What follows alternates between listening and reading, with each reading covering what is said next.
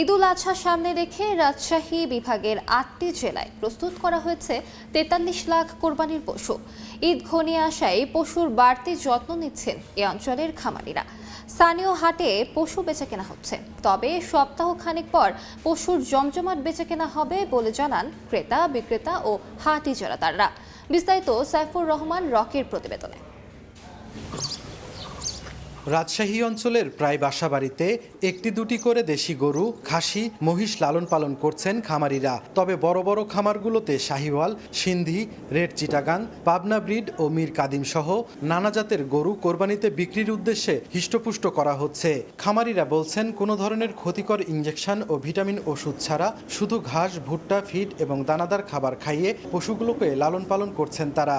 একই চিত্র রাজশাহী, নওগাঁ, সিরাজগঞ্জ, বগুড়া সহ বিভাগের সবকটি জেলায়। খেয়ার খাওয়াইতেছি, ভুসি খাওয়াইতেছি, পাশাপাশি গরু জানি ডিস্টার্ব না হয়, পেট গরম না হয়, আমরা হলো প্যারা খাওয়াইতেছি। উত্তরবঙ্গের মধ্যে সবচেয়ে বড় কোরবানির পশুর সিটি হাট সহ বিভাগের ৮টি জেলার হাট ও খামার থেকে ব্যাপারীরা কোরবানির পশু কিনে নিয়ে যাচ্ছেন রাজধানী ঢাকা, চট্টগ্রাম, সিলেট সহ দেশের বিভিন্ন প্রান্তে। দাম খুব বেশি, মানে কোনো মাপে নাই।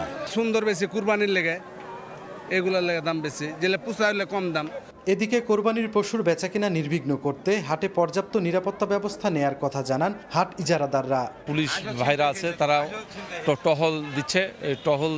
টহলের নাম্বার প্রত্যেকটা ব্যাপারীদেরকে দিচ্ছি আমরা। বিভাগের সবকটি জেলায় ২৬ লাখ কোরবানির পশুর চাহিদা থাকলেও ৪৩ লাখ কোরবানির পশু লালন পালন করা হয়েছে, যা এ অঞ্চলের চাহিদা মিটিয়ে প্রায় ১৭ লাখ উদ্বৃত্ত পশু যাবে দেশের নানা প্রান্তে, জানান প্রাণী সম্পদ অধিদপ্তরের কর্মকর্তারা। আমরা আশা করি যে ভোক্তা যারা, তারাও ন্যায্য মূল্যে গরু কিনতে পারবে এবং যারা বিক্রেতা তারাও ন্যায্য মূল্যেই তাদের উৎপাদিত পণ্য বিক্রি করতে পারবে। সীমান্ত এলাকায় কড়া নজরদারি থাকায় প্রতিবেশী দেশ থেকে পশু না আসায় দেশি গরুর খামারিরা এবার ভালো দাম পাবেন, এমন প্রত্যাশা প্রাণী সম্পদ বিভাগের। সাইফুর রহমান রকি, সময় সংবাদ, রাজশাহী। 4 দশক ধরে আপনার ফাইন্যান্সিয়াল পার্টনার আইডিএলসি।